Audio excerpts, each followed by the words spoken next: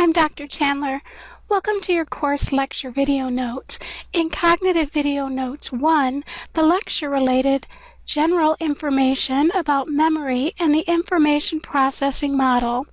Cognitive Video Notes 2 reviewed characteristics of remembering and mnemonics, that is, methods to enhance memory. Cognitive Video Notes 3 will review characteristics and factors related to forgetting and also summarize another theory of human cognition, the parallel distributive processing model, also known as connectionist theory. First, let's review the importance of attention for any experience to enter sensory memory and be maintained in sensory memory long enough for transfer to short-term memory. With any interruption of your attention during this process, the sensory information is not likely to be purposely attended to or placed in short-term memory. If the information does not have strong emotional content or relevance, then it will require some form of elaborative rehearsal or practice to be stored in long-term memory.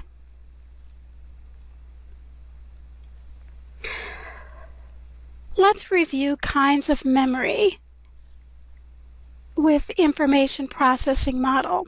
Step 1, sensory memory, depends upon what internal and external stimuli is attended to.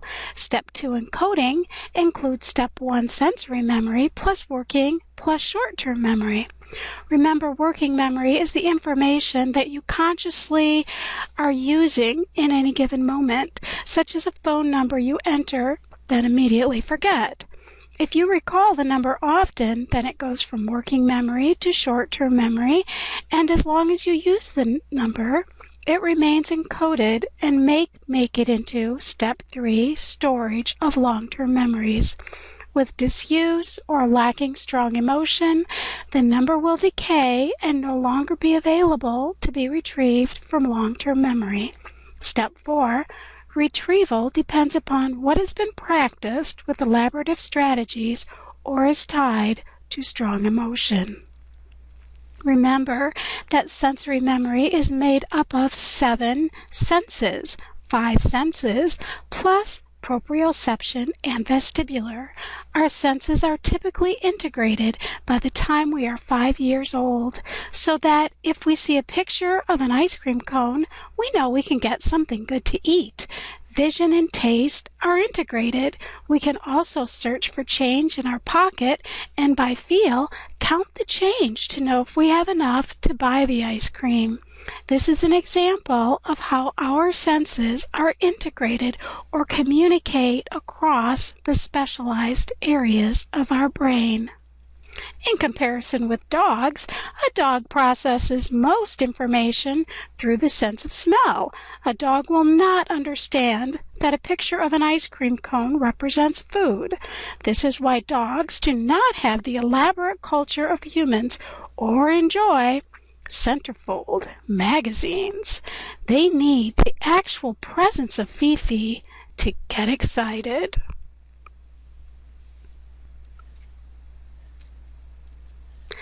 Information processing theory is serial, one thing happening and then another, while the parallel distributive processing model explains how the brain is organized in neural networks that can be viewed with brain scans. This model illustrates how our brains process many operations simultaneously and at many locations throughout the brain. The parallel distributive processing, or PDP theory, builds on the information processing model with the major difference of explaining how we can process information throughout different parts of our brain at the same time.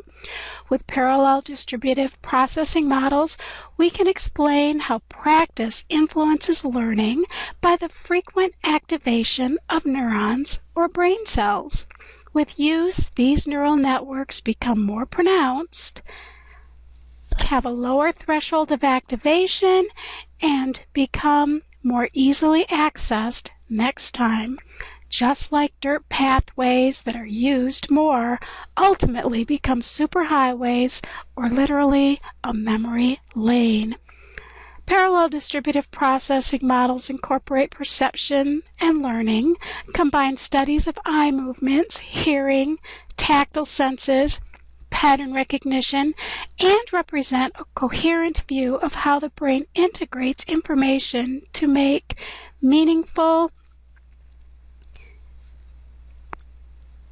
to us. The theory of parallel distributive processing is also called the connectionist model and posits that sensory memory, short-term memory, and long-term memory happen in multiple places in your brain at one time as you attend and process different kinds of sensory information. There are many ways that you can lose sensory information, even when you are attending to it. This is known as encoding failure, when you have some part of experience that is not entered into long-term memory. Amnesia is partial or complete loss of memory due to loss of consciousness, brain damage, or trauma. Anterograde amnesia is the inability to form long-term memories of an event after brain injury. Other long-term memories are usually intact. With retrograde amnesia, there is a loss of memory for experience that occur before the loss of consciousness. Consolidation is the change of a temporary circuit or pathway to one of permanence that occurs with strong emotion, elaborative rehearsal, such as the use of a mnemonic, or practice, such as with a musical instrument or athletic endeavor. Consolidation failure, then, is when experience does not form a permanent memory. Consolidation failure can be caused by a seizure or blow to the head, such in football or more frequently soccer. Decay, not using, fading away with time, as in sensory and short-term memory. Retrieval failure is misplaced memories, such as the tip of the tongue phenomena. We're more likely, though, to forget unpleasant, unimportant, and burdensome responsibilities. All forgetting is not equal. Interference is the disruptive effect of new learning on the recall of old information, or old information interfering with the recall of newly learned information. Retroactive interference is when new information hinders recall of previous information, and proactive interference is the opposite, like a new lock number interfering with your memory for your previously learned lock number. Here we have a visual showing the example 1 of retroactive interference when new learning hinders the ability to recall information learned previously, and example 2 shows proactive interference occurring when prior learned information hinders new learning. The hippocampus is the brain structure that processes memory from sensory to long-term memory. The word hippocampus is from the Greek word for seahorse due to the shape of the structure. The hippocampus wraps around part of your brain that processes emotion. It is no wonder, then, that strong emotion helps us store memories. The almond-shaped structures at the end of the hippocampus, colored bright purple in this diagram, are called amygdalae, and they process fear and anger. More examples of strong emotion relevant for survival.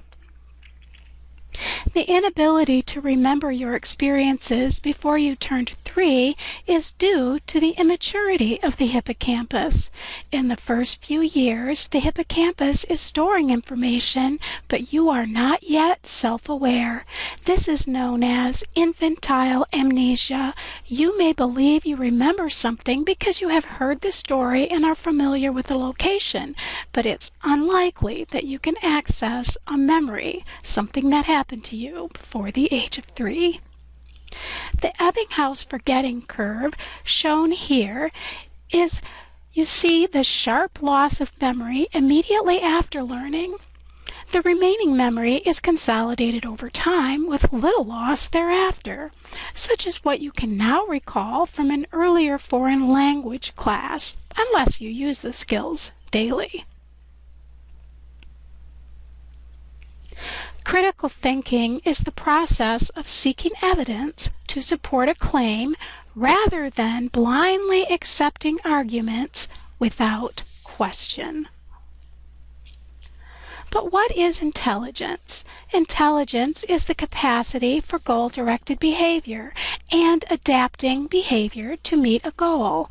This involves the ability to learn from your own and others' experience. Intelligence includes the ability to solve problems, to reason, and to accept challenges to achieve goals. Self-regulation is goal-directed behavior, the ability to conceive of a goal and determine the steps necessary to reach your goal.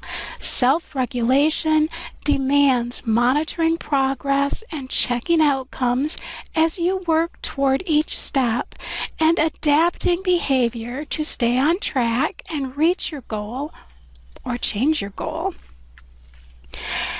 You may need to make this diagram labeling the person, the goal, and the steps to achieve the goal. You will need to explain that the individual must monitor their progress and adapt their behavior to meet or to change a goal for an in-class quiz. This concept is discussed at some length in the Meet Your Teacher video on what research has to say about who succeeds. Can you remember the critical factor in who sets and completes a goal? Finally, you need to be ready to answer these questions for the next quiz. The belief that blank is necessary to achieve your goal. Number 2, blank model is sequential. Number 3, blank model is simultaneous. The blank diagram shows that we lose a lot of information initially, and then what we retain levels off over time. You may be asked to complete that last diagram.